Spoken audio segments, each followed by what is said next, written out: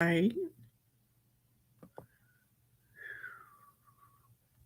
What am I looking for? I want to share my screen over here because we love a good share screen out here in these YouTube streets. Oh, geez. Let's see. Hold on.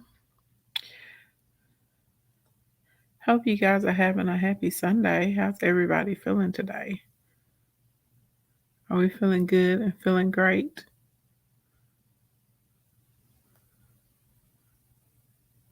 See, let me look at my time check so I'm not late.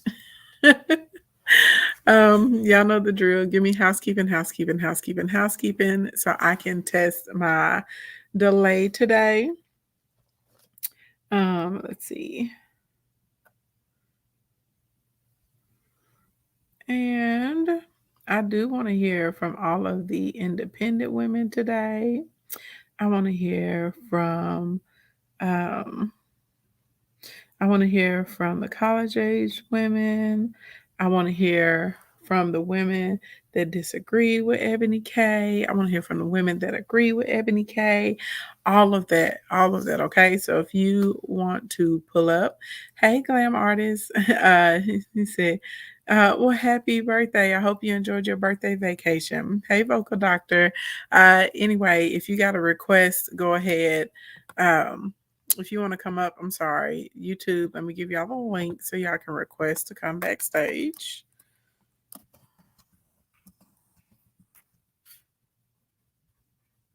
And then y'all know the drill. TikTok, y'all can request a box. Instagram, hit the little camera to send a request. Let me get it pinned over here.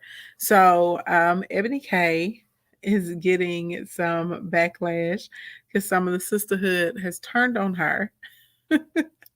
Because she's advised women that they should be pursuing their MRS's degree, meaning Mrs. Getting Married, okay, along with getting their actual bachelor's and JDs and whatnot.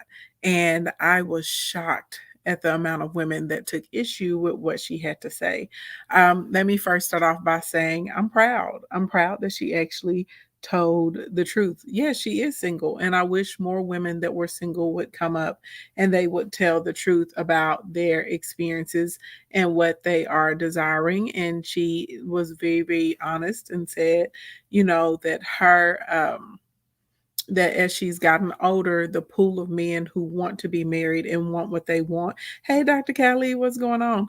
That they are declining expeditiously. Hey, GYSB movement. Hey, girl. Hey, yes. And I wish that more women would tell the truth. Is it impossible for you to find love at an older age? It's not impossible, but it does become increasingly more challenging, and you're definitely going to have to compromise on some of the things that you want. So, tonight's question, we're really going to focus in, hey Tom, hey Tessa, on our women that are successful, yet they're still single. And there's so much to unpack here. So I found a clip on the Breakfast Club. The young lady, Lauren, definitely she was one of those that took issue with what Ebony K had to say. So we're going to listen to the initial clip from Ebony K. We'll stop, we'll talk about it a little bit, then we're going to listen to the conversation that they had. You said my volume is low. Let's see. Is my volume low for everybody on Instagram, or is it just like a couple people that are having issues with my volume on the gram? Yes, no, maybe so.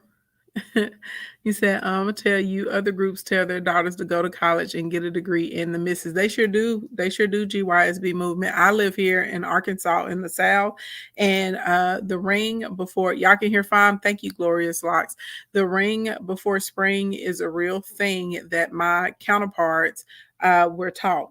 The real it's a very real thing. So let's go ahead. Um, let me pull this up because we're gonna listen. Everybody got your listening ears on. Oh, and side note, housekeeping. Housekeeping number one. If you guys want to come to the sellout workshop, DM me the word sell out. That's where I'm going to be breaking down my formula for how I've been able to sell out events year after year after year after year after year after year. We're going to cover choosing the venue, negotiating, how you price your tickets, how you actually market the event so that you can sell the event out. We'll go through a list of other expenses and probably logistical things that a lot of you guys that are producing events aren't even really thinking about. So that's going to be on the 7th. That's this upcoming Saturday. The workshop is virtual. It will be from 11 a.m. until 3 p.m. Central Standard Time. And depending on how many questions y'all have, it could, spill over. All right, so be prepared. But everybody, get your listening ears on. Thank you for everyone saying that they can hear me. So again, if you want to come up, there's it's either going to be a little pink and blue person silhouette that'll be on the right side of your screen, or you may see a little pink and blue box, and it has little ellipses in it, those 3 dots. If you're on TikTok, that's what you push to request to join. Instagram, I already see some of y'all back here in the queue. YouTube, I see a couple of you guys in the queue. I have the link pinned to the screen if you're on YouTube, if you want to come up and converse about this. Let me play the first thing to make sure everybody can hear. Did y'all hear that music that I just played? Y'all know I got to make sure everybody can hear. If y'all can hear the music, give me the number 1 if everybody can hear the music that I just played. Morning, everybody. It's DJ Envy, Charlamagne the God. We are the Breakfast Club. Did y'all hear that when they said we are the Breakfast Club? Ones. Let me see them across the board so I know. Okay. Thank you, guys. All right. And the Breakfast Club was great because right after this, they actually invited Ebony K. Williams to come on, and they were able to have this open discussion, which I thought was fabulous. So everybody listening ears on, and then we will discuss. We have Lauren LaRosa here, our special guest host, and we got a special guest with us today. We had a topic talking about some statements that she said, ladies and gentlemen. Ebony K. Williams. Don't nobody stir it up like Ebony K. What's up, Envy? What's up, Shar? What's up, Miss Lauren? Hi, how are you? Good morning. Good morning. Envy, I was going to be very, very pissed and disappointed if you weren't Skyping in. So good. Why? Well, because I didn't know if I'd ever be back up here, to be candid. If you don't After the last, no, I really. Why? It was tight last think time. So? Yeah, but God is good. I came with my godly on. You don't got think so? his godly on. We good. It's really, God is good. I would say this, every time we have a conversation, we're always not going to agree, but you're always invited up here regardless. I mean, we're not going to agree on everything, but the best thing about us is just having a conversation. So never think that you can't come up here for something you say. No, that's what these conversations and these platforms are about. I'm half playing, but it's a good point, and it's worth saying out loud. So I appreciate that. And I love you, sister. I don't want you to think I don't love you. I love you for real. It's I appreciate family. everything that you do. Absolutely. And it's just like anything else. You go hardest in the paint with your fam. So Well, yes, in the paint. As in the paint that's on your face, Envy. Shut up, Charlamagne. Well, I'm happy you're here. Thank you, I Lauren. said yesterday I would love to have a conversation with you about the video. Now, what's the topic of conversation? I feel like this is a conversation that men shouldn't even be involved in. But what is the gist of the conversation? It's not for you, Charlamagne. I So I'm agree. glad that you said that. This is a conversation for ladies. And I texted my good friend Charlamagne. I said, as a friend to the show, I heard the conversation yesterday. I appreciated the critique and the constructive nature of it. And I said, since I'm down the street on the train, let me pull up and I want to hear from you, Lauren, about what you agree with and what you disagree with, and have a ladies conversation about it. Let's do it. Yeah. So I think for me, I'll start with what I disagree with. Well, Kim, first for people that don't know, you want to okay. you want to play the clip of what went viral, Yeah, let's do so that. people Let's- understand that. The reality. Okay, y'all. So this is the part where you need to be listening. So basically in this clip, this is where Ebony K. Williams is telling Black women that if you are in college and you know you want to be married, basically you need to prioritize and finding a man, okay, getting your husband. All right. So we're about to play this clip and then we'll pause and go into a little bit of discussion, and then we will listen to the conversation that she's having with Lauren LaRosa. Okay, everybody ready? Oh, and by the way, you guys, please share and please like. If y'all are over here in TikTok and y'all can get me to my first 10,000 likes, that would be amazing. And Instagram, if you guys could get me to my first 10,000 likes as well, that would be amazing. Also, in YouTube land, if I can get like Oh, I don't have any likes over here in YouTube right now. So if I could get my first 20 likes in YouTube, that would be fantastic. Okay, let's go.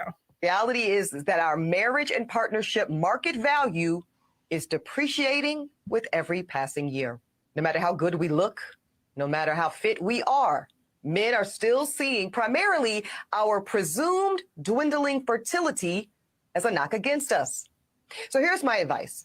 If you are a young Black woman in college and you know in your heart and in your head that you want to prioritize family, I suggest that you simultaneously pursue that MRS degree right along with that BA or JD. Because the handful of Black college-age men that actually do desire to get married soon, and they do share that value system, and family is a priority for them too, y'all, that is an incredibly small pool, and it's shrinking as you get older. And by the time you reach my age, 40, you will be faced with different choices relating to life partnership and motherhood.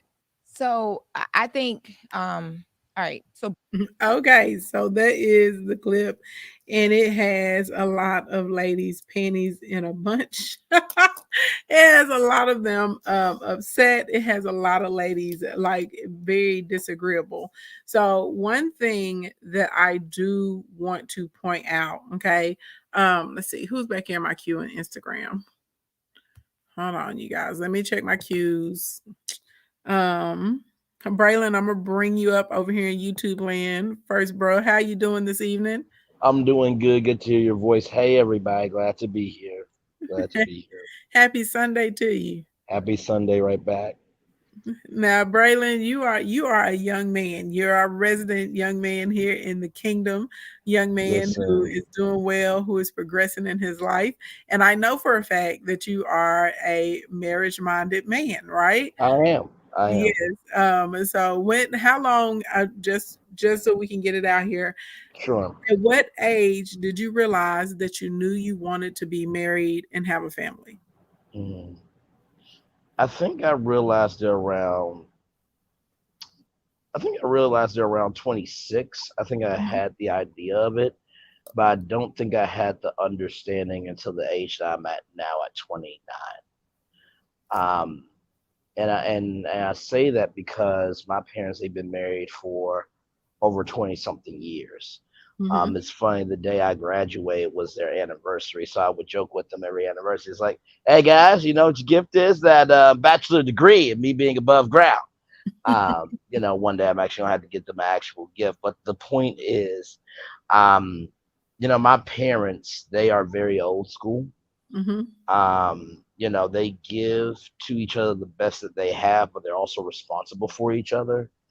And I'm not gonna lie to you, being in today's world, being raised old school, is tough out here. Because I'm like, okay, I mean, everybody's sharing their private business out loud, and I still open up the door for women and pay the bill and say yes ma'am and no ma'am, and what is this? So at first I was like, you know what, I ain't getting married because ain't nobody out here really vibing off of me. But then I thought to myself, you felt discouraged. I did. I felt discouraged, but then I thought, Ashley, and one of my friends asked me this. They said, Braylon, why do you keep going after your dreams in media? Why do you keep smiling? Why do you keep giving back? And I said, the reason why I still wake up every day and the reason why I don't give up on myself is because I have people who don't give up on me. So it would be highly disrespectful to not find somebody to love when people have loved on me for 29 years. Well, so let me ask you something else before we get into this. Sure. And I get the part of being discouraged because I've heard that from several men, my husband included. Until we met each other, he actually had plans that once his nieces and nephews all got off into college, he was going to leave the country, not to become a passport bro and go seek a woman. He had gotten discouraged. He didn't think that he was going to find a wife, and he was like, he was just pretty much going to be a nomad and just travel from country to country. And those are his words. And he will remind me and tell me on a consistent basis, the same way that women are out here saying like, oh, it's hard to find a good man. He was like, it wasn't easy for me to find you, right? So I will say this to every man or woman in here that wants to be married. There are good men and good women out here. Please don't get discouraged and be diligent. But I do believe that several older people would probably, co-sign with what Ebony K. Williams is saying. It does become more challenging as you get older, especially for women. And one of the things that she stated that I do agree with, and I know that it may be jarring to a woman to hear this, but the reality of, before I make this statement, Braylon, I do want to ask you this. When it comes to fertility or the ability for a woman to produce children for you, if you gave me a list, what would that rank in your list? That would probably rank as a 8 or 9. So really high. I only say that because at the end of the day, that would be up to my wife to decide if she wants that.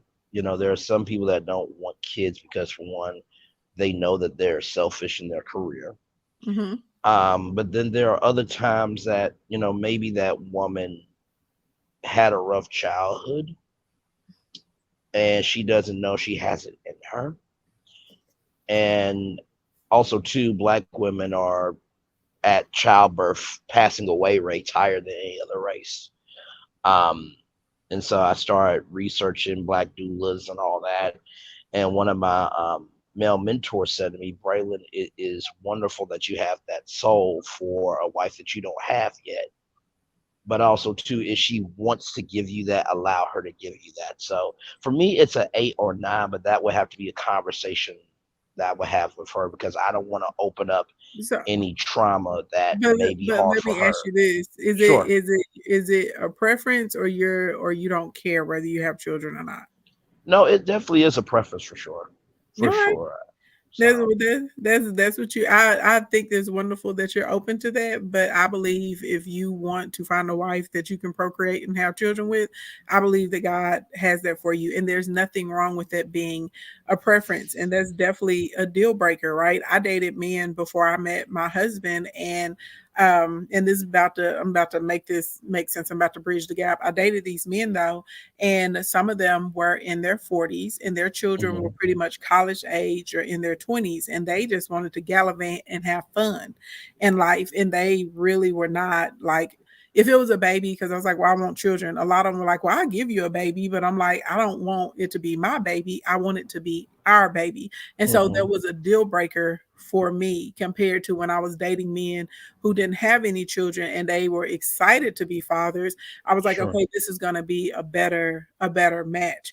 And I do think that that's a huge one, the children, no children, because it can cause resentment with the other. Yes, it can. It can cause resentment between the spouses if one of you guys really want to be parents and you forego that for another person. I definitely wouldn't recommend that. If somebody was asking me, I'd be like, no, like to me, that's one of those deal breakers where y'all separate the relationship and go on about your business. But I'm saying all that to say, and like I said, this may be jarring to some of the ladies. I'm not saying this to be insulting, but women, we have to tell ourselves the truth. Oftentimes women, we will live in a space of possibility over probability. We like to argue about what should be instead of what really is. And the reality of the situation for men, they do become more desirable in the dating market as they get older, because for men, y'all typically become more successful as y'all start to get into your 30s and your 40s. A lot of men that take care of themselves, right? They're very handsome. They looking good. Like, what's the guy on Instagram, Mr. Steal Your Grandma or whatever? And it was a lot of men who were well under his age that was like, he can still be, and I ain't no grandma, right? So because a man becomes more established, a lot of times he grows into his swag. He's had more experiences. He may be more charismatic. He's able to do a lot more of the caretaking of a household. Well, now a guy that's you know, I'll say 35 all the way up to 55, he has a large range of women that will date him, that are interested in seeing him. He could potentially get the interest from a mother and a daughter. You know what I'm saying? or grandma and the daughter. Times have changed for sure. Yes. Situation, and women don't want to tell the truth about this. There are women who are 28 that absolutely will date a man who's 40, 45, 50. Hey Storm, what's going on? Okay, there are women, when I was like 30, 32, I had no problem dating men that were like 42, 43, 44. I dated some other men in my age range too, but for me, right, especially like on an intellectual level, on a business level, I had a lot in common with those men that were in that age range. Right. A lot in common. And so to go and my father, y'all know Chief Keef is very active in my life. My daddy had no problem with it. For him, he said it makes sense. My daddy told me he actually figured I would end up marrying an older man. He was surprised because Corey's only 2 years older than me, because of my maturity level and my interest level. So even my daddy didn't have an issue with me dating men in their 40s, right? And so realistically, when you look at that, and women get tight about this, they get upset about this. But Ebony K. Williams was not telling a lie. And if you're meeting a man and he wants to have children with you, right, or he wants someone that's more malleable, because ladies, we're not gonna sit here and lie. And this is for men and women. The older you get, the more set in your ways you are, the less likely you are to concede to another person. Hey, great vibes, how you doing? The less likely you are to concede to another person. So, right. So, and women get upset about this. When you are a woman, and especially a well-established woman, a woman of means, okay, you have accomplished some things. If you're looking for a man that's going to be able to match you economically, your pool is already smaller. Just because you're out, and I'm talking about, right, we're talking about women that are high earners. Your pool is going to be smaller because you're already in a small percentage of men and women in America in general that earn that. Then when we come into Black men and Black women, it's an even smaller percentage for us. Now you got to find one of them that is single. Okay. Now, on top of finding one that's single, you got to find one that you're attracted to and they're attracted to you as well. And then on top of that, we got to find one. Now, not only are we attracted to one another, but that we both want the same things, compared to when you're a woman and you're in your 20s and you're in college or right after college. Well, guess what? You're surrounded. Y'all in here talking about never settle. What is settling though? I'm gonna keep it a buck. I hate it when women say things like that. And y'all have come in here and cussed me out before because y'all are like, you're trying to get Black women to settle. No, I'm trying to get Black women married. Because the reality of the situation is we are very extremely delusional about the things that we want. Like what is settling? Because the reality though, when you're in your 20s and you're in college, you're literally surrounded by multitudes of men, and you can pick, oh, this one's a scientist, this one's going to be a radiologist, that one's going to be a nurse, this one's an engineer, this one over here is in robotics, this one's going to be a teacher. Like literally you are surrounded by men who are progressing in their career fields. You're surrounded by men who are actually taking the steps to bring their visions into life that they have for themselves and for their families. And y'all can see each other on a daily basis and get to know one another. And I live in the South. I live in Arkansas. So for all my YT counterparts, oh no, those girls know you go to college to get a husband. They have this saying, it's called a ring before spring. They're serious about that. They are taught that, yes, you go to college. Yeah, we want you to get your degree or whatever, Peggy Sue, but you also go out here and you find your husband. You get out here and you connect with other people and y'all start the process of building something together. Unlike a lot of Black girls are taught that men are a distraction. A lot of black girls are not taught how to date. A lot of Black girls are taught you go to school, you get your degree, you make your money, you take care of yourself, because there may or may not be a man that's in there for you. And if you do get a man, he's going to disappoint you. And if you're a Black girl and you're on the Cynthia G train, you really are ate up in the brain and feeling like all Black men are evil. And they're taught a man is a distraction and he's going to bring you down. Not all Black women, but a lot of Black women are taught that. Then all of a sudden you get 35 and your family starts looking at you and they go, well, where's your husband? Well, how exactly was she supposed to get a husband when she was never taught how to date, and that needs to be a priority the same way as you pursuing the other things in your life? And this is the reality of the situation. And I know people talking about Ebony K. Williams is a flip-flop. They like, would you flip-flop, and whatever. People are entitled to change their mind. They're entitled to have realizations. And I personally am happy that she told the truth. And I'm hoping that there are more and more women in her age group that will come out here and tell the truth. And y'all, she's talking about, she's gonna, in this interview, she's gonna talk about her journey through, choosing to be a single mother. Okay. And you can gussy it up and pretty it up all you want to, but I know in my Noah, down in my Sha-na-na, the majority of Black women don't want to be single mothers. GYSB Movement said, y'all better listen. She said, I'll be 52 this year, and as single can be, is not easy once you get this age. The men my age date much younger. People do not want to accept it. Thank you for telling the truth, sis. Thank you. And y'all, GYSB is good looking. She's not a toad bot. She's a beautiful woman. She has a beautiful shape. She has a beautiful smile. She's a natural beauty. Okay. Pretty skin, pretty eyebrows, pretty figure. She is an accomplished woman. She has a heart of service. I know her personally. Okay. She is everything. No, I don't know many men that will see her and be like, most men will be like, oh, what's going on over there? Okay. And she's natural. Okay. So, and I appreciate all of the women that are coming out and telling the truth, because the reality is, if y'all keep listening to this toxic second and third wave of feminism being shoved down your throat, you're going to get to the end of the road and start to realize that you've made a mistake. And instead of people telling women the truth, they want to lie. They want to get as many of y'all on the lonely bus with them as possible. Now, if you're a woman and you don't want a husband, I'm not talking to you. This conversation is not for you. The stream is not for you. But if you are, y'all know I am marriage minded and I don't make any apologies about it. I remember back in the Periscope days, y'all would come in there and y'all be like, Ashley, you so strong. You don't need a man. And I would stop y'all immediately. I would rebuke y'all and be like, don't you speak that in my life. I knew that I wanted a husband. And I'm not going to I don't care if people call me pathetic. I don't care if people say I'm setting people back. I don't, call me whatever you want to, baby, but you're going to call me happy. Okay. Y'all be like, she'll pick me. God dang it. And I got picked. Stop playing with me.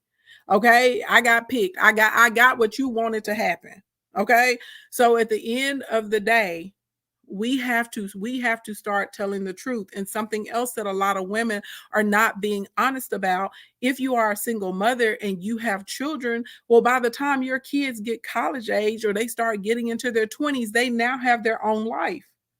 So now your best friend or your best pal, they're not at home anymore with you because they've gone off to college or they moved out into their own place, or they're developing a business, they're pursuing goals, they're figuring themselves out. Okay. All of that good stuff. All of that good stuff. So now you have to find yourself and get yourself figured out. Okay.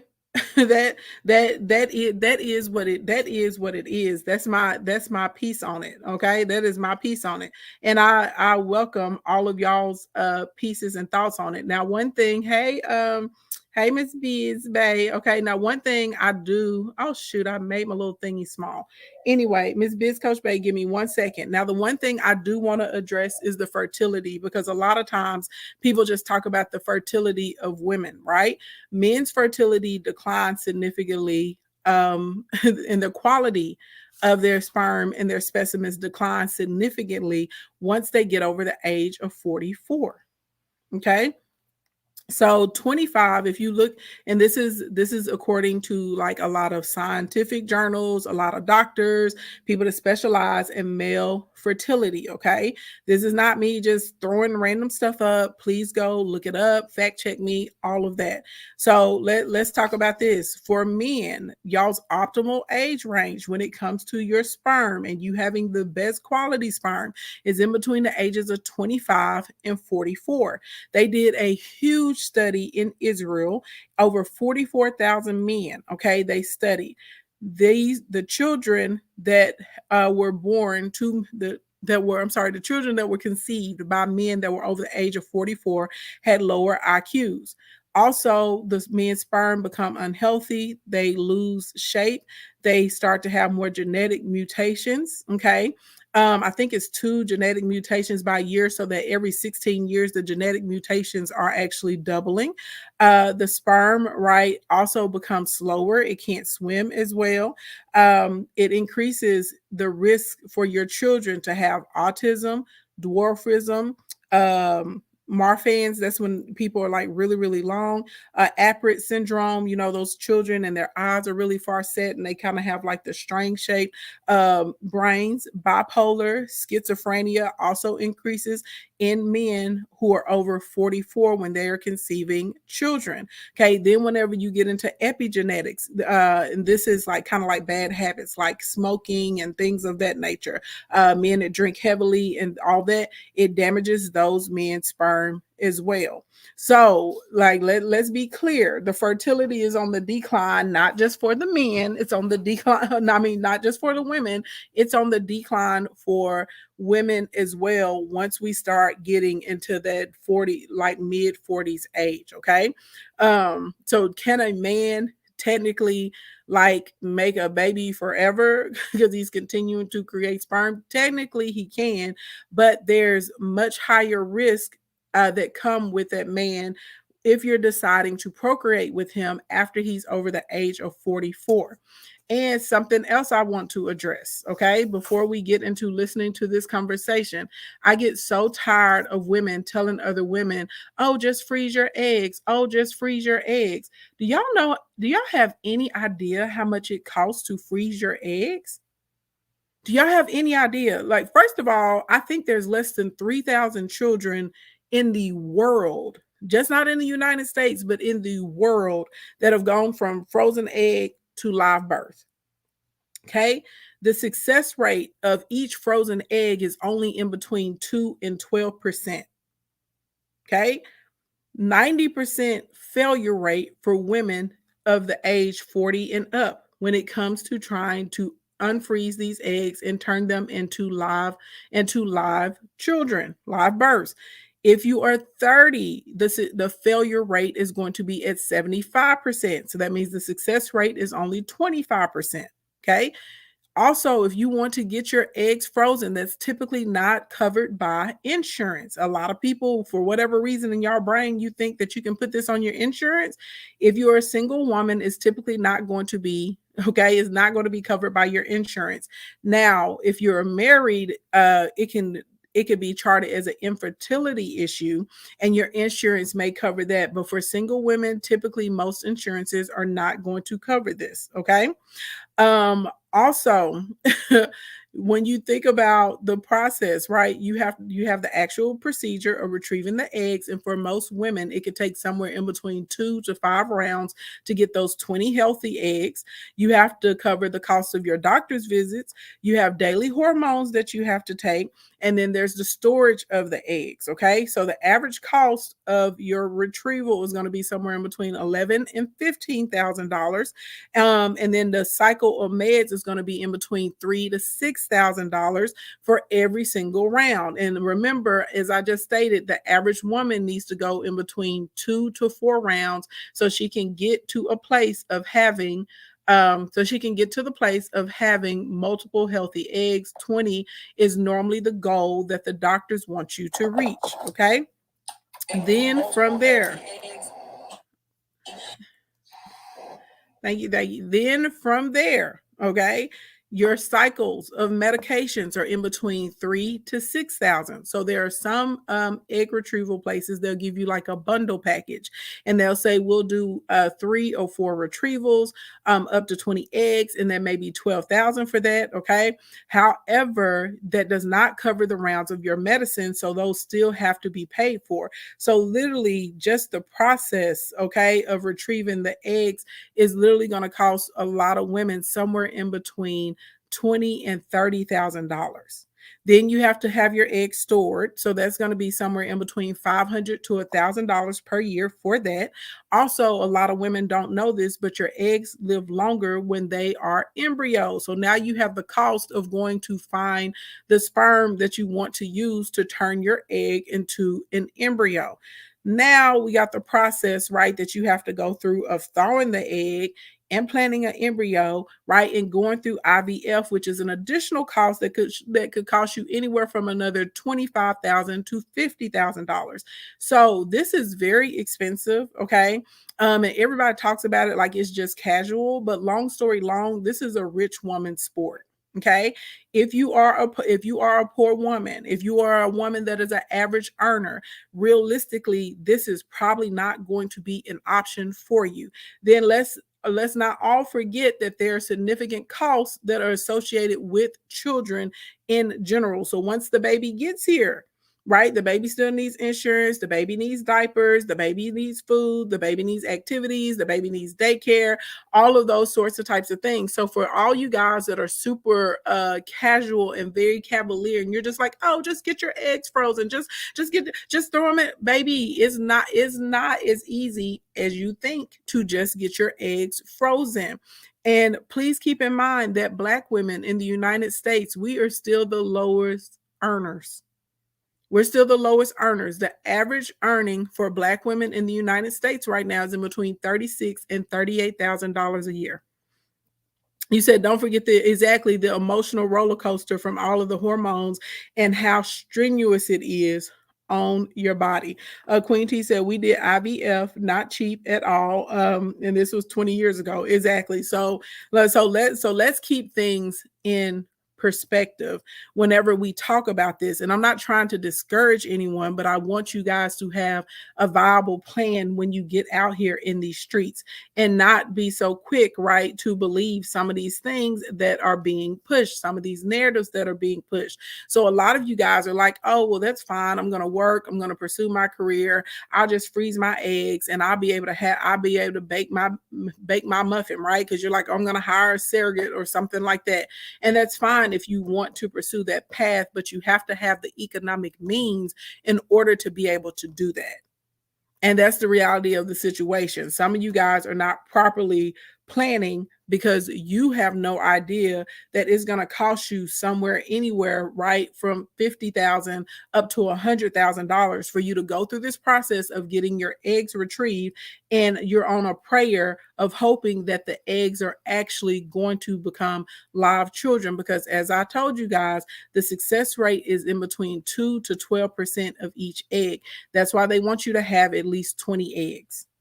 Okay, that's why they want you to have at least 20 eggs. So again, I'm not trying to discourage anyone. I want you guys to be informed. So if this is a real reality for you and you're thinking about having your eggs frozen, right, so that later you can retrieve them and you can have children, you need to be prepared and understand what that really looks like, and that the majority of you guys are going to be, the majority of y'all are going to have to front a lot of these costs out of pocket because the insurance does not cover it for most people, because again, they don't consider it infertility the way that they do with a married couple. Okay.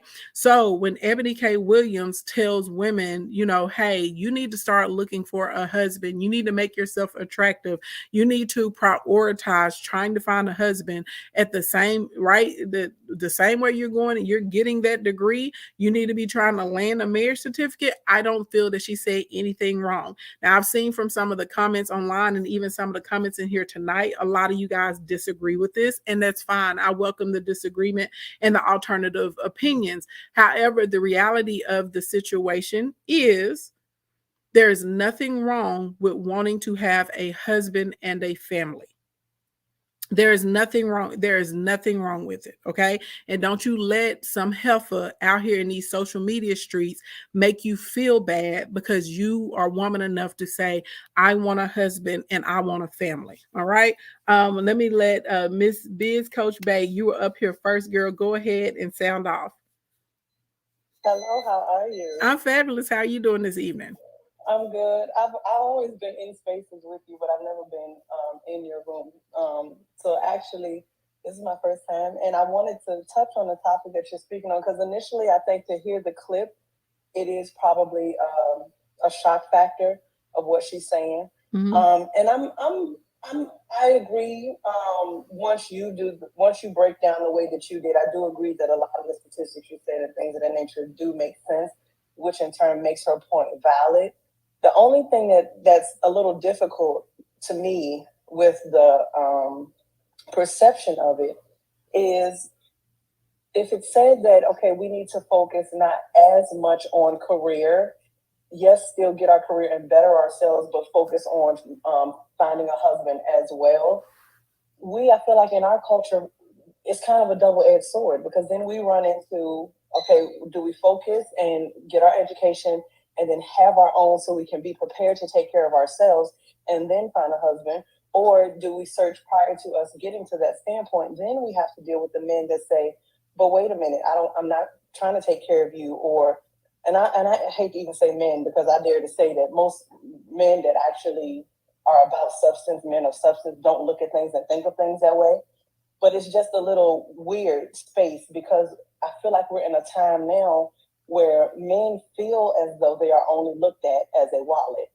And although I don't agree with that, I don't think all women look at men like that. A lot of them think that we do.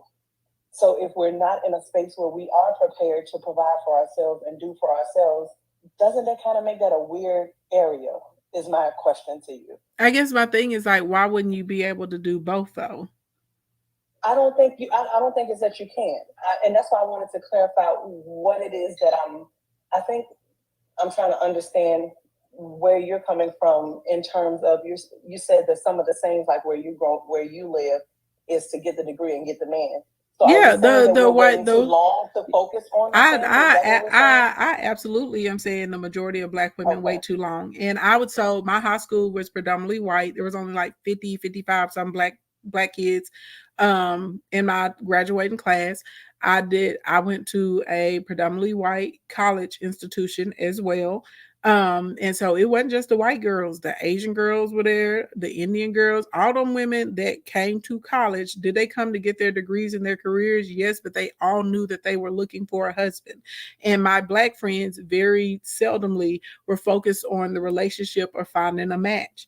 And there's nothing wrong with being able to take care of yourself, right? And to be able to plan for yourself. But I want you to really think about this. In what other space are you going to have the opportunity to where you're surrounded by tons of men? Mm-hmm. And when you go to when you go to a predominantly white school too, the Black people actually bond together like a lot closer. So we definitely, there's all kinds of like Black clubs, community clubs. You have all of the D9, Greek activity and stuff like that. So you really are in close proximity with one another. Like, cause I was engaged by the time I got out of college. I had a whole fiance. He's ready to get married to me and the whole shebang. Now, what turned me off with him is the fact that he had no belief in my business dreams. When I said I want to open up a business, he actually laughed in my face. And I knew for me personally, I knew for a fact, whatever husband I was going to be with, if God had a husband for me, I wanted to be with a man that also would value, my mind and be supportive of me building the things that I was building, because I already knew the calling that God had already told me he put on my life. So for me, that was a deal breaker. He tried to get me back, but I was just like, yeah, you know what, homie, I'm gonna move around. Also, though, I'm a woman, it wasn't a long time before another man wanted to come get me, right? Like, as soon as I broke up, I had all kinds of men back in the day in college, it was Facebook and MySpace. I had all kinds of men shooting their shots, sending words through friends, all of those sorts of types of things. I've always been a woman I've never had a hard time attracting men, and more specifically men that want to commit to me. So that's how I know these men are out here. I see them every day. So, but overall, yes, Black women, I feel, are waiting too long. I feel that the same way you pursue your career, you need to have like marriage on your mind if you know you're the type of woman that wants a husband. Now, if you know you don't want a husband and kids, go ahead and do your thing. But if you know that's what you want, yeah, you need to make yourself available for that. So my question, just another quick question, because I know you have other guests that needs to speak, and I do agree with what you're saying, and it is making me look at college a little different. The only thing I'm wondering too, on the other side of that, is typically, yes, I heard you mention that men come into their own around their 30s. Mm-hmm. That's when they really hit their prime. They start to blossom. They're more stable. They're more, goal oriented and stuff of that nature. Not to say that they're not in college, but we just know that typically the men are less likely to mature at that early of a stage. So how do you combat that? Because there can be women that are in college in their 20s and they are looking for marriage. They are dating or in a relationship with a young man thinking this is my husband. But the man may not necessarily be there. The young man may not necessarily be there at that point because they're in college and they're not taught and trained at that young age to look for marriage as well. So then what? So I will say I can't speak to that experience because, again, I live in the South. And so a lot of people here are very marriage minded. Okay. And I'm going to try and get a clip and put it out. But these men are from different places. And I ask, and that's why I started off asking Braylon that. I ask every single one of these men, they're all husbands now. These are all men that earn millions of dollars. Every single one of them knew that they always wanted to be a husband and they always wanted to be a father. Every single one of them. I'm talking about from the time they were little, they all knew it. And so even when I was a kid, I didn't have to put the men that were around. They all had the desire. They were like, oh, I like this girl. She's something different. I feel like we can grow together. So I think a lot of it comes from family values. If they have other uncles and their fathers and stuff are pressing them saying, hey, if you really want to be a man has a family, a man finds a wife and you build something with her, then that's going to be the value system of that man. Now, again, I live in the South. So y'all know down here, like, people in the South get married early. People in the South get married like in their early 20s and stuff. It's very marriage focused here. So I can't speak to what that looks like, somebody that comes from the East Coast or the West Coast or something like that. But down here, the men absolutely positively at a young age or if they feel like they got a girl that's different than the other girls, they are ready to lock it down. And so what I would tell a young lady, if she's dealing with a man and that man isn't talking about moving the relationship forward, she needs to cut her ties and move on to the next flower. Shake and bake on them. It's that simple. You don't sit around trying to make a man be something he doesn't want to be. So if that man, if they've been dating and he's never mentioned about, oh, I want to get married to you when we graduate, or, we can have a home together, or, we want to have a family. And what does this look like for us? Move around. It ain't that hard. I think, and this is my last comment, but I think everything that you're saying makes perfect sense, quite honestly. Like I said, initially the clip could probably be hard for some people to swallow, but when you break it down the way that you have, it makes sense. It absolutely makes sense. And it also makes sense for men to have more options because they are more willing to date a lot younger. They're typically looking for a lot younger. So as we get older, we're not, quote unquote, necessarily in the market that they're looking for. Now, I don't always necessarily agree with some of the reasons why they may be looking younger, but that's another conversation. But I will say this, I think for us culturally, I think we all are going to have to put some work in if we want to get to the point of where you're talking about, because realistically speaking, the predominant African-American household is not training their young kids in college for marriage, male or female. Mm-hmm. I think maybe female may have a little bit more of a, hey, you can meet a nice guy that's going to be a doctor, lawyer, whatever, like you mentioned. But most young men in college, that's kind of a hookup environment, and it's encouraged, it's praised. You know what I'm saying? And even when you start looking at, like you said, a divine line, that is pretty much a playing field in the African-American culture. So I think in order for us to get to where you're talking about, which I absolutely agree, and it makes sense to search younger, like you said, other cultures do it and are able to have success at it. I just think we're going to have to do a lot of reprogramming with our younger generation in order to be able to get there, both on the male and female side. I would agree with that. And for me, when I was in college, like even though I was a part of the D9, I didn't date any guys that were D9. My college sweetheart, he ended up pledging, and we were already together after like he pledged after he had already locked it down with me. But like for me, a lot of those guys, they 304s, okay, and I wasn't interested in that. And that's another thing, you know, I don't think enough of our young men and young women are taught what are really the signs of a good man or a good woman when they're younger, so that they know to move around and say, okay, this dude's gonna give me heartburn and, you know, heartburn and heartache, like let me leave him alone, right? let me move around from him, compared to saying, oh, this is a nice guy. Because I'll be honest, there are so many, and I don't like using nice guy, right? But there were so many nice young men. The girls were not giving them any play. They were not paying attention to them. They were shooting their shot at these girls, and the girls like, you know what I'm saying, turning their nose down. So a lot of this is, you know, us teaching our daughters and our little cousins and nieces and stuff, what does a solid man look like, right? Because he's not really going to be out here functioning like the 304s. He's not going to be typically the life of the party. He's probably not going to be the most charismatic guy, right? Because that's the thing.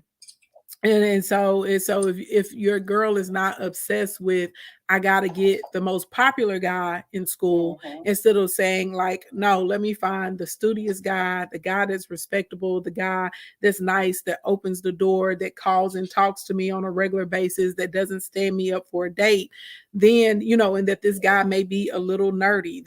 He may be into some, you know, he may be a gamer. He may be into robotics. He may be a little bit to himself. He's not going to be on the scene like the other guys. Well, then we could shift a lot of this, because I can't tell you how many women I've talked to that are over the age of 35, and they literally are sitting down reviewing and saying, dang, that was a good guy that I passed up on.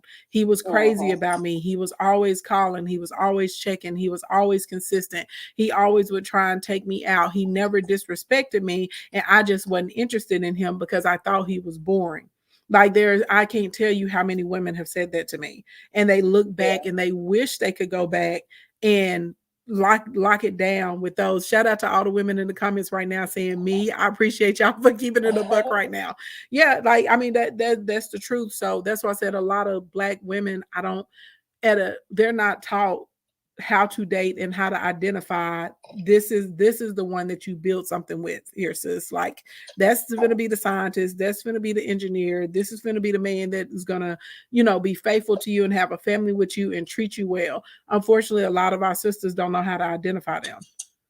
I agree. I appreciate you allowing me to come up. I'm going to go ahead and drop down. I got to finish dinner anyway. We're eating late tonight. Don't judge me. I'm not judging, girl. I appreciate it, though, because I've always wanted to be in your room. So when I heard that you were going to be on, I wanted to tap in. So I appreciate your time. I appreciate you for coming, and you're welcome anytime. Anytime. Come back anytime. Thank you. Hey, Queen T, what you got for me this evening, girl? Hey, well, I did all of those things when I was married. Like I went to school, I got a degree, I had a husband, I had kids. I did all of that. How old were you when you got married? 23. So you got married at 23. Okay, where'd you meet your husband? We were in the military together. Okay. I'm just saying, I already know, but we got everybody else doesn't know. Okay, 23 in the military together. When y'all got married, what was your financial situation like? We was broke. We were in the military. We didn't make that much money. Right. So when you were dating your husband, how long did it take him, even as a young man, to recognize that he wanted to marry you and have a family with you? 6 months. 6 months. Okay. This is not uncommon. A lot of men that I talk to, it's pretty much under 6 months. They know that their wife is going to be their wife, even when they're young, even when they're like 19. He tells my son that. He said that I knew when I saw her, when I helped her open her car door because she locked her keys in there, I knew that was going to be my wife. Okay. So it didn't take him long. It doesn't take long. How long did it take him to start communicating to you that he, wanted to have a long-term future with you? I think we were like 3 months in, and he started talking about marriage, and I was like, ugh, 3 months, because I was apprehensive because I was like, can't nobody love you this quick. Mm-hmm. But like we were stationed in Alaska, and we were there, and I was the mail clerk, so I would get his packages, and every day I was fussing him because I had to go to the mail room and get these heavy packages from his mom, and I would have to carry them to the mail room, and he would come pick them up, and he'd think it's funny. So it was a whole thing. So it was about 3 months into all of that happening that he would start talking about wife and being his wife, and he was looking for a long-term relationship, and it didn't take him long. Okay, the facts. Now, I do want you to expound on the fact that you were able to get married and that you still were able to pursue your degree and career and all of that, because a lot of the ladies feel like it has to be either or, and you can do both at the same time. Yeah, okay. So I left Alaska. I got my BS in education, and we traveled the first 3 years of our marriage. Then we started talking about kids, and I was struggling to have kids, so we had to go through IVF, and it took a while. And in the process of me being in college for the first 2 years, I got pregnant. And then so we were married. We had been married for my kids. We married in 99. My kids were born. We had been married for about 3 years. And then we started having babies. We had our twins. And I was in school. I had my husband and the kids. I was in school, and I did all that. And then I got my master's, my first master's and my second master's, all while married, all while being a mom. And it just worked. But now he's trying to push me to get my doctorate, but I don't know about all that. But because he is the person that pushed me to my greatness, and I push him to his greatness, you have to be with a person that want to see you succeed too. And I think he wanted to see me succeed. And that helped. I love that. Somebody in the comments said, I wish y'all much success, but why not live, travel, find yourself, and then get married? Why do you feel like you can't live and travel and come into yourself while you're married to someone else? That's the thing I don't get. Like, Can I say this also? Go ahead.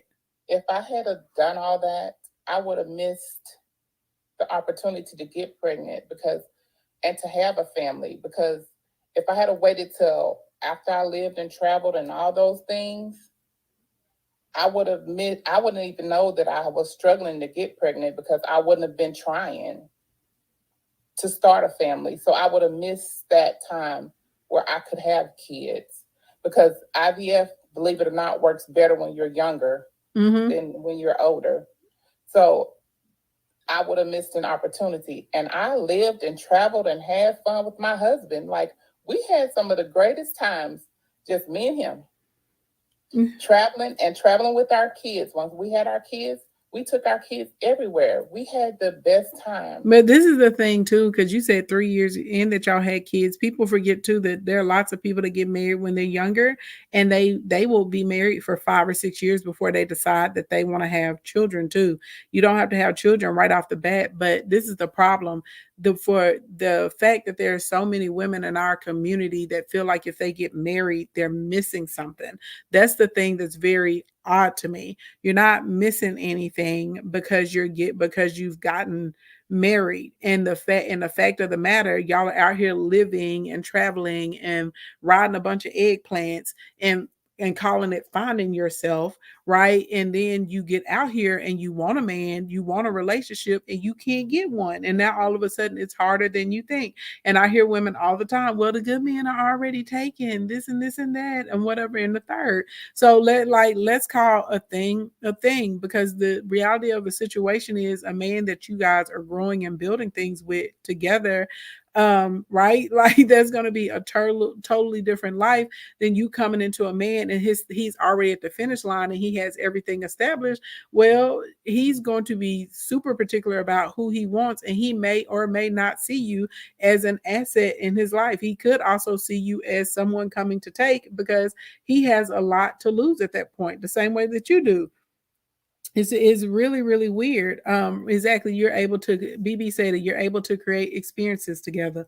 So it's just really, really strange that y'all are so anti whenever women are saying, I got married when I was younger and I've enjoyed it and I've had a good life.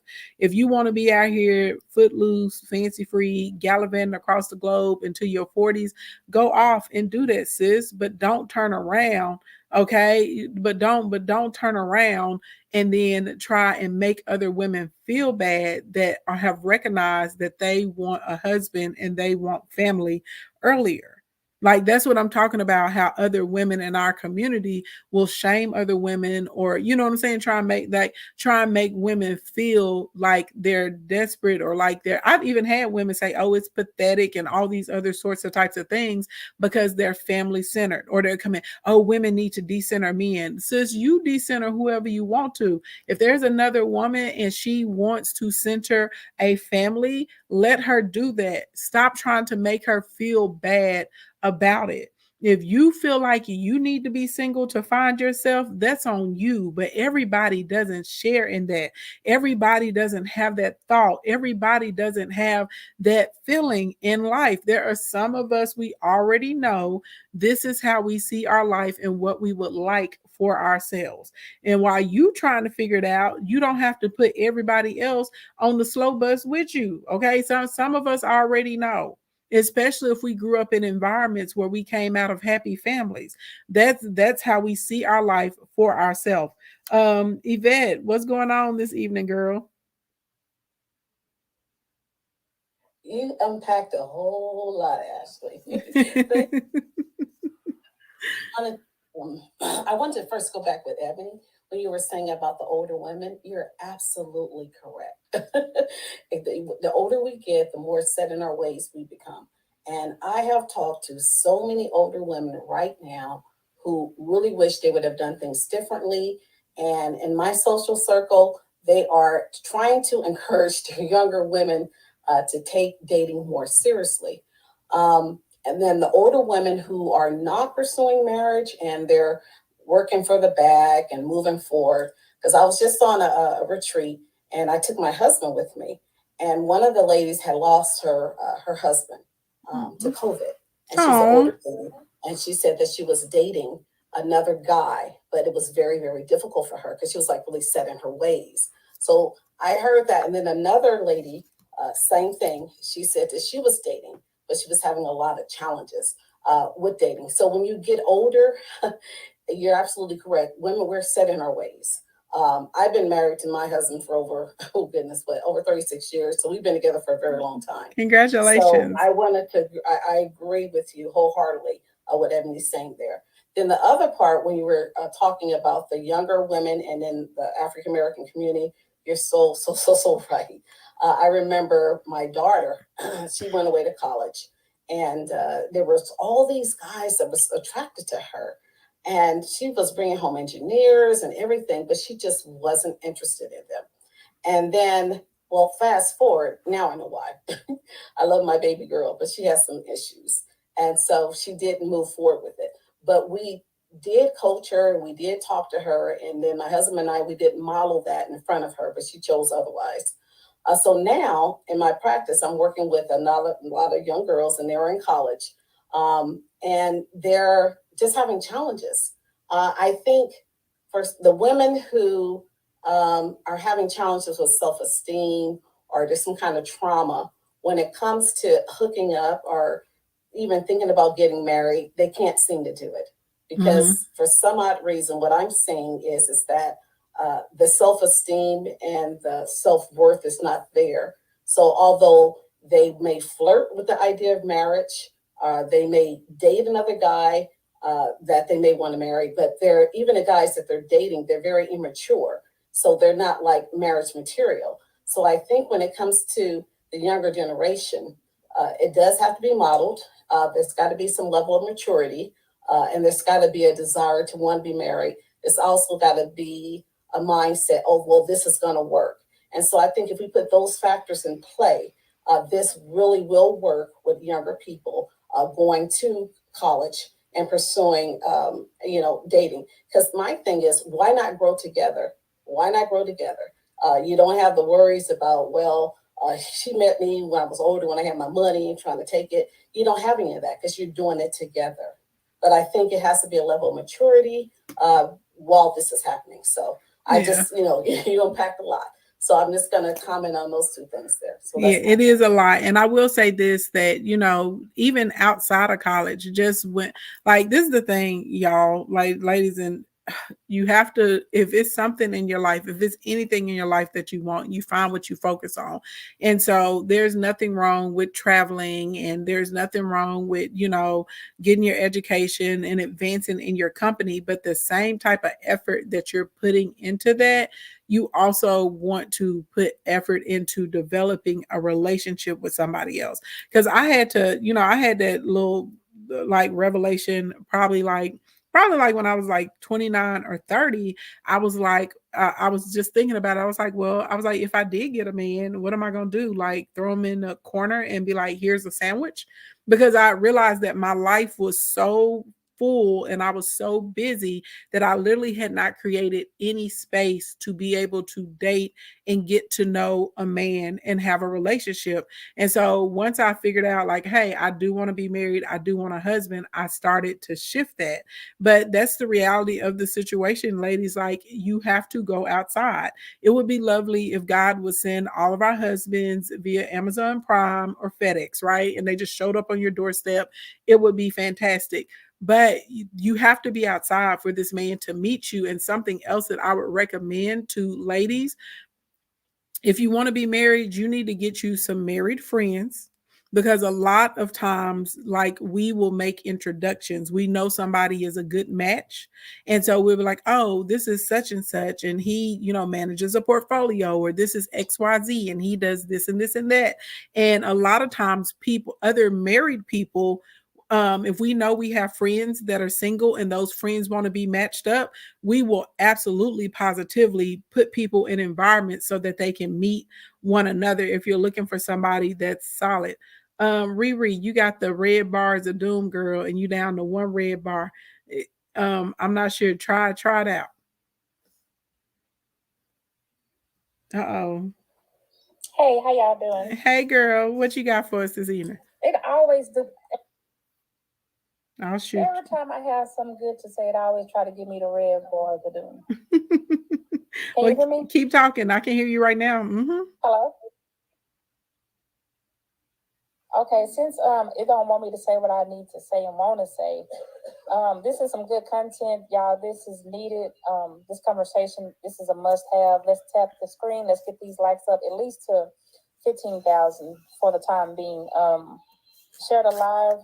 This is, like I said, this is something that we need to talk about. It's so scathed around, but like I said, I appreciate you going into the details, and for all the lady that's speaking tonight, I'm glad that y'all are being transparent, because a lot of people want to fake the funk out here, and this is something that needs to be needed. Everything ain't always glitter and gold, and that's what's happening on these TikToks. I'm gonna use your language, Ashley, and these TikTok streets. For whatever reason, it's so one-sided, and it's only one way of thinking. It almost seems like, and no, that's not what that is. So we have to be able to come into this kind of community that we have here, and like I said, just be truthful about it, because you never know who's listening and who needs to hear this. So again, y'all tap the screen, and I tell you this, y'all tap the screen and get to 15K likes. I got a knock joke. I mean, this knock joke here is like the knock joke of all knock jokes. I'm just saying. Okay. Y'all, let's keep it going. And like I said, share the live. And if y'all want to gift, and then if y'all want to gift anybody up here and help Ashley Ann reach her goal for the night, she left a little hearts and everything like that. But let's keep it going. That's all I got right now. Okay, so we're gonna listen to some of this conversation that she's having with Lauren LaRosa, right? And I thought that this was like super interested with the way that this information was digested. All right, everybody. So let's listen and then we will discuss. Breaking it down into what I agree and what I disagree with.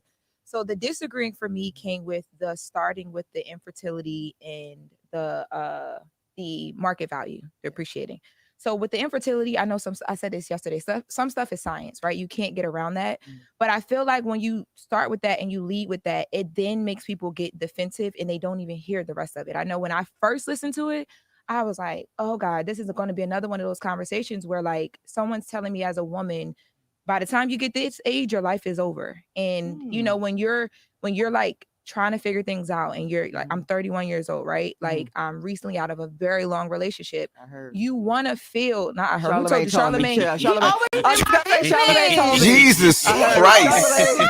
Charlamagne told me, Lauren. You know, but I feel don't like, worry, there's life after. Go ahead, sis. I know, but that's my point. It's like, for me, I made a very conscious decision with a lot of things in my life. Going to college, being in the relationship that I was in, not being in that relationship, even with my like recent, you know, back and forth to East Coast, West Coast, like I've always had to be very conscious and cognizant of the fact that like, you know, as a woman, as a Black woman, right, especially working in the space that I work in, I might not get that other chance. Like I got to do it right the first time. And I think you're talking about professionally? Professionally and personally. Okay. And only because that's and what are your personal goals? Just so we're clear, do you want marriage? My personal goals. I want marriage. And that I want nuclear children. Yes. Family foundation. I want all of that. Great. I don't even have a number of kids. Once we start, we start. I just want to have twins we're first. not going to get into the minutia of that. But you want to be a mother. I would.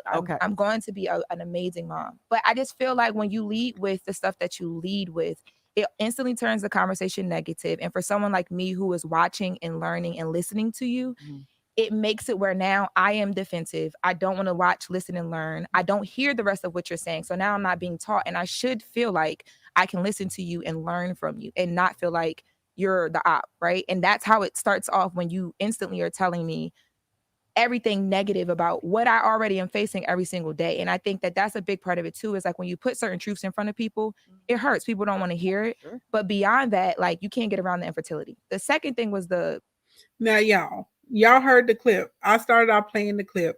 Where in the clip did Ebony K. Williams tell people that their life is over? Okay, where did she say that your life is over, that there's nothing left for you? But instead, she just encouraged young women. She said, if you're in college, if you're on these campuses, take advantage of your opportunity to find a mate. And unfortunately, this is something that a lot of people struggle with. They hear what they want to hear instead of what's said. And even she's acknowledging, even Lauren is acknowledging that this information is scientifically sound, but I just don't want to hear it. And because I don't want to hear it, I'm going to tune it out. Go ahead, Queen T. And I just saw a comment that said, okay, and that's another reason why meeting a spouse, when both of you guys have you can have a little something, but where y'all can build together, then you don't have to worry. Y'all can level up together. And then you don't have to worry about where we're seeing women say they don't want to get a man that they have to that's not on their level. They're settling. We're gonna get into this whole settling level crap, child. Baby, wear me out with that. Okay, we gonna continue on. Market. And I said what I said. Y'all be wearing me out. Never settle, never settle. When somebody to settle for you, because clearly you are not Jesus. But all the women on TikTok, they are perfect. Okay, they are perfect beings. I was going to say, someone in the comments was mentioning that Ebony being a millionaire and don't want to date down. I don't see the relevance in that with the same mindset. I mean, how does that play in marrying? I don't see the connection there. It doesn't. And Ebony's being transparent, and she's saying, hey, this is what I chose, and this is where I'm at now. And if I can keep some other women from going down the same path, because she clearly is saying this is something I could have did better. She's sharing it, and I commend her for that. And I commend every woman that has gotten into the 40, 50, 60-year range, and they have had the realization that I was sold this, right? I was sold this dream. I was sold this line. I followed the directions, and now I'm looking back over my life, and I wish I would have chose something differently. Like, you know what I'm saying? It's not rocket science. Okay, we're going to keep going. Get value, right? I don't agree. Like, I don't know where you were at 31, but for me, I feel like I'm just now getting to the space where, like, the people that I'm able to, or not even able to, but the people that I'm dating, the life experiences that I'm experiencing that are teaching me what I want, what I don't want, I'm right now in the best space that I've ever been in. And that wasn't me in college. I didn't know what I wanted in college. I didn't know who I was in college. I seen nothing, haven't done anything. I didn't agree with that. Mm-hmm. But so, go ahead. Let's just, because you put two big ones out, and let's break them down before we get ahead of ourselves. Okay, so you're 31 years old, a college educated woman, enjoying a very successful career in a high profile space. I'm gonna put my hands together for all of that. Now, when I say market value depreciating, Lauren, did you hear what I said before that? Did you hear the specificity of the particular marketplace I'm speaking about? No, which was that? Okay, so I want to just go back actually to your first point, Lauren, which I think you are conceding that you had a reaction to my commentary that was so visceral in nature that you actually shut down your listening comprehension skills. Yeah. You said that. Yeah. Okay, so because of that though, right? I'm not going to sit in a posture of ownership because you made a choice to be limited in the way in which you received and processed the information. Now, you are a grown woman and you have autonomy over what you choose to consume and what you choose to not consume. So when I was giving the advice, the strategy, the game, putting, certain people up on some game, I'm talking to a very limited pool of young Black ladies, the ones that are currently in school or immediately following school or graduate school. And then the other caveat, I'll say, the other place this information is in real time relevant to are the mothers or even the fathers of those young women. That's who this is for. So this is actually not even applicable to you, Lauren. No, let me finish. No, right? No, I have to finish because wait, you. No, wait. Hold on. I have to finish my thought. I just want to wait before you finish your thought. Okay. I just want to let's rewind a little bit because I also think too, the reason why people also, because not just me or the people, because even the people it's meant for, I'm sure some of them did the same exact thing as well, and too, some right? did not. Right, and some did not. And some did not. Right. Because you read all the comments, right? Yeah, I did. And but what I think, really but what I think happens that. is with you, and I saying this in the most respectful way, I think that the way that you approach things, like even this conversation right now, it can make it does that. It dilutes the whole point of for you.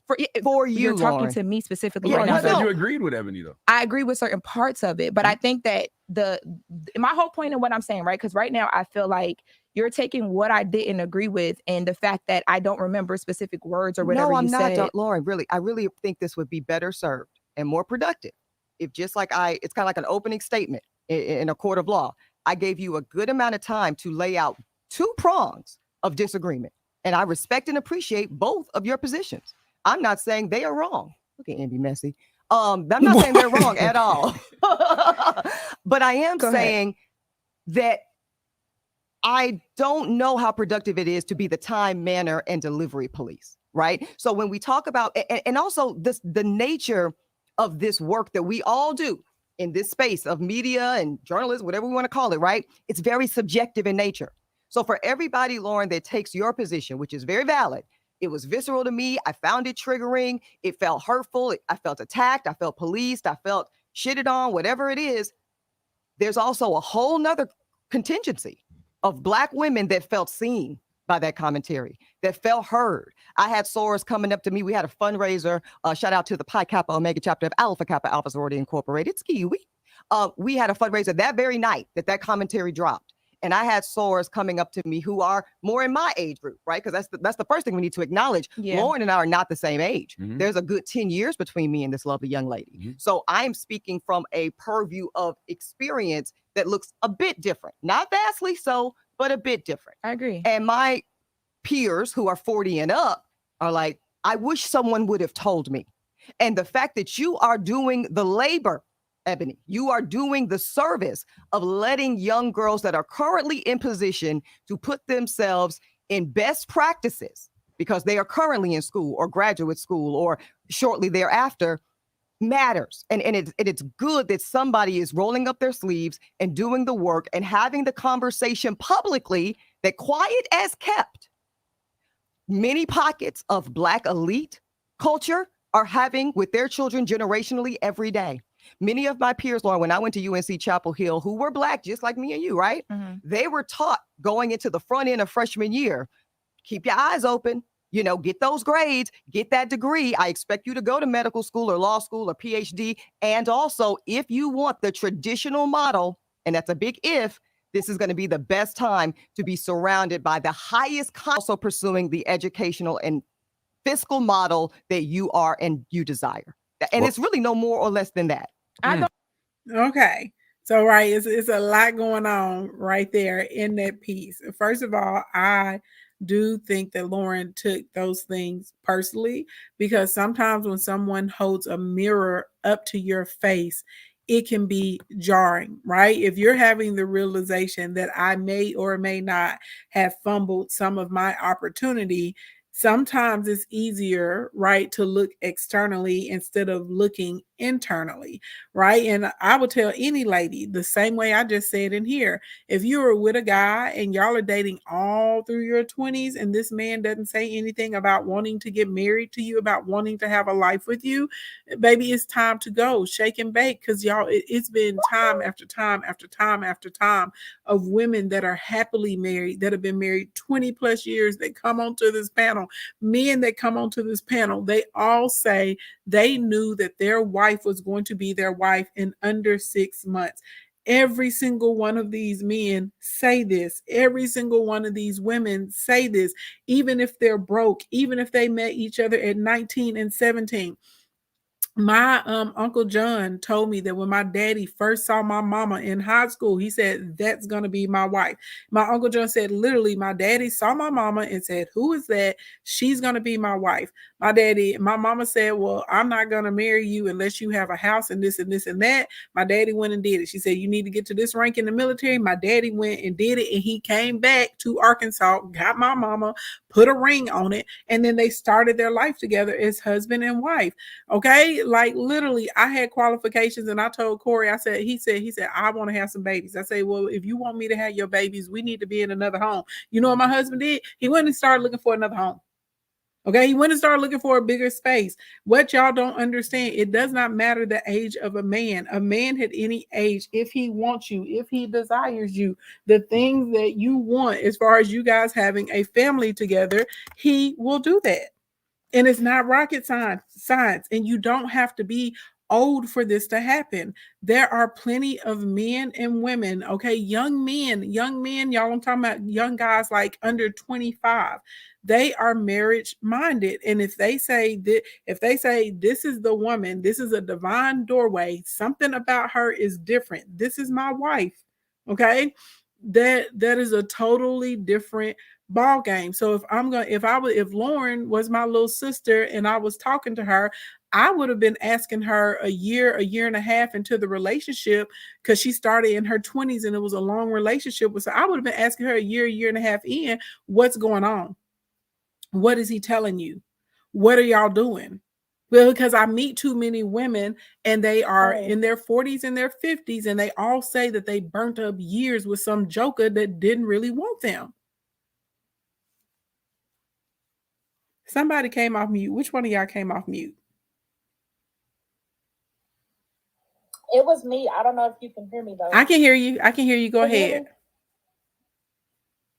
No, you're speaking facts. And even me, myself, personally, I wanted to be married by a certain age, feminine millionaire. I was married by the age of 25.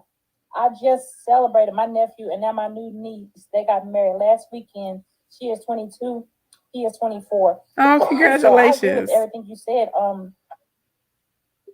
I'm telling you, girl, that just do my heart good. And we meeting up and having a celebration instead of a homegoing or a funeral or something like that. I love it. I love it. I don't know what the big deal is, or for me, and I know everybody grew up in however they grew up. But the thing is, just on a personal level, just looking at yourself realistically in the mirror, what do you want for yourself? I knew for me, and like I said, just looking at my grandparents and my parents and everything, when my grandmother passed, they had been married, I think 50 to 60 some years. So I grew up around that. Mm-hmm. And however, for the people who didn't grow up around that, I have that side too, because the thing is, I know what it's like to see couples together, and I know what it's like to see single people together. And like I said, for me, I always want to be together. I don't want to be by myself.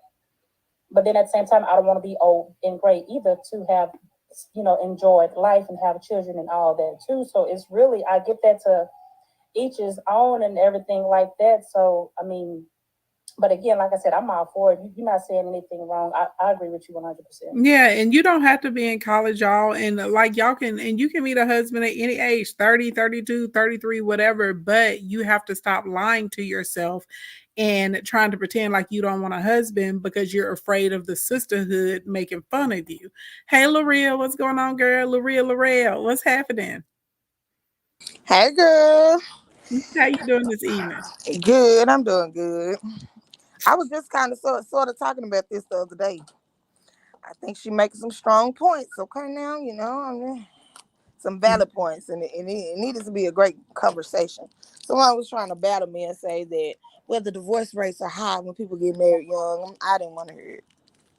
Right, because this is the thing, they talk about the divorce rates, and those are for the world. And shout out, y'all know I'm an equal opportunist. I love everybody, but y'all know I'm down with the big God. Okay, I'm faith-based. I don't make it any secret. And so what's really interesting, if y'all go and look up the divorce rates for couples that actually pray together and meditate together, there's less than a 3% divorce rate between those couples. So for those of you that are getting married, okay, I would highly encourage you to start the practice of praying with your spouse on a daily basis. And also meditating, right? So praying is talking to God, meditation is listening to God. And something else that Corey and I do together, we do gratitude chants together as well. We set our timer and we talk about what we're grateful for. But once I seen that, I was like, man, that's amazing. So and it makes sense because it's putting y'all on the same page. You're on the same frequency, right? Y'all are on the same goals. And prayer is an extremely intimate act to do with someone else. So, but y'all just go look it up for fun, because I know y'all love to fact check, and a lot of you guys are going to be pleasantly surprised to find that couples that pray and meditate together have an extremely low divorce rate compared to couples that do not. Now, let's continue on with some more of this little interview. I don't disagree with that second hold on part one of second, it, guys. Hold on one second, ladies. We got to take a break. So we'll come back, and we also want to take some calls. 800-585-1051. And if you're just joining us, that's Lauren LaRosa. She's our special guest host today. And Ebony K. Williams is up here. And I think it's very important when we come back, let's talk about what we agree about the last time you had a conversation with a man about what he values in women. Because I want to be very clear, Lauren, because you make a really good point that I think was misconstrued by a few. I am in no way saying that the market value on life of Black women is depreciating. As we age, as we get more educated, as we get more fiscally fit, as we buy properties, as we build in our careers, our market value in life, Lauren, is ascending beyond the greatest heights of God. But I'm talking about the dating market. I'm talking about how men are perceiving us in terms of marketplace value for their partnership desires. So let's have that conversation, if you don't mind. What do you think most hetero, we're just going to kind of focus on Black men and Black women for the sake of this conversation for this moment. Mm-hmm. What do you think most hetero educated Black men are looking for in a woman partner? Come on, Lauren. Kevin Samuels prepared you for this. Stop. Right. Let the dead rest in peace, Charlamagne. You're right. I think age does come into it. I think that they're looking younger. Mm-hmm. I think that they want someone who is like very supportive across the board. Like, my man is my king type of thing. How about availability? Availability is also a thing as well too. Mm-hmm. I also think that, especially when you start talking about like men who are like planning for like family and things of that nature, they definitely want somebody that is going to be, when you talk about availability, be able to really tend to family, to like all of that stuff. Like, I think that is very important. I don't necessarily think that the men that I've had conversations with recently are upfront and honest about I that. said they're lying. Yeah, they're not so upfront I'm glad and we're honest already on the about that. same page. You're not at all. But let's just make a pause on that though, just for the sake of not. We understand that, but let's kind of expand that. So what Lauren is saying, and it's very important, is that oftentimes men like to be the good guy, right? Can we just acknowledge that men, despite their behaviors and choices and the way they oftentimes show up in the world, it's like a man will keep a girlfriend, have 15 million side chicks, because why? He don't want to be the bad guy and break up with his girlfriend. That's the kind of stuff men tend to do, right? And spoiler alert, it does not get better as they age. Anyway, so I believe that men mean well when they say they're looking for their Michelle Obama, when they say they're looking for the Beyonce to their Jay-Z. But they're lying. Would you agree they can't handle that ego-wise as well? I'm not going to go in that direction. What I am going to say is what they prioritize are the things you just laid out. They want a woman who is accommodating to them. They want a woman who, especially more successful men, they want a woman that when they say, hey, yo, I'm going to the south of France for 2 weeks, pack your bag, let's go. Let me tell you what they don't want to hear, Lauren.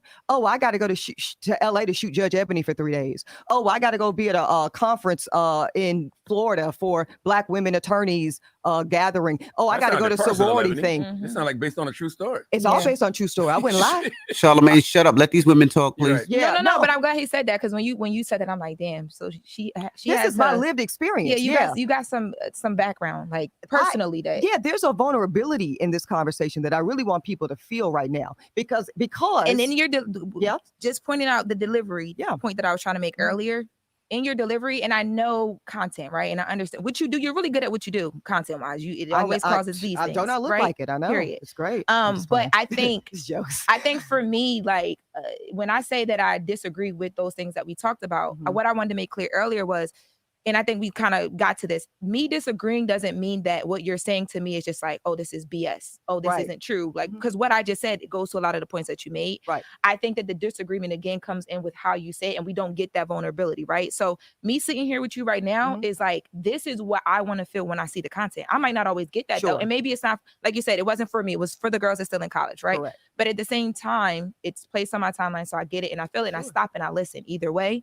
But and I'm glad you do. Shout out to the team at the Griot. Go ahead. But you agree with those? But I was going to get to that. But what I did agree with was the fact, like when you started talking about the pool of men getting smaller when it comes to those men who will be honest about what they want when it comes to the family, a woman, they are actually worth the time, the energy. It's consistent. You're getting the same energy that you're putting out.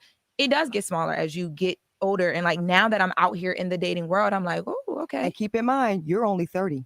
Right. 31. So and it's like as you get to 40, the pool has shrunk further. 50, even more so. And I've dated up I'm gonna to have a man late before 50s. I'm 50. I'm gonna have a man before I'm 50. Listen, I'm not Claim it, even. Lauren. I got something up before that, baby. I actually believe in the power of the tongue. So I believe, so you speak, so you have, and you will desire. I do want to speak to the fertility part because it's very important. It is. As I sit here with y'all today, I'm literally on some fertility drugs. I am preparing for my embryo transfer in the next few weeks. Now, I'm 40 years old, just turned 40 a couple of weeks ago. Y'all know I've been very transparent about my motherhood journey. I'm doing it solo by choice. Y'all know I froze eggs at 34 years old. I'm doing this. I'm excited to be a mom. I'm scared as hell. I know it's going to be the hardest thing I've ever done in my life. And yet I cannot wait to enter this mother era of my life. And also, Lauren, I don't think this is how most Black women want to do it. Why? I was going to say, why solo by choice? Well, several reasons. Number one, I'm no longer willing to wait to activate my pursuit of motherhood. I'm no longer willing to wait. I've been married and divorced in my late 20s. I had also a long-term relationship many years ago. I ended an engagement during the pandemic. I'm ready for my baby. Right. I am ready to build my legacy in this way. I am ready to pour into someone other than me. Finally, it took me a very long time to get here, but when she's ready, right now she's ready. Okay. Now, I don't think that most women, most Black women, desire doing this journey alone.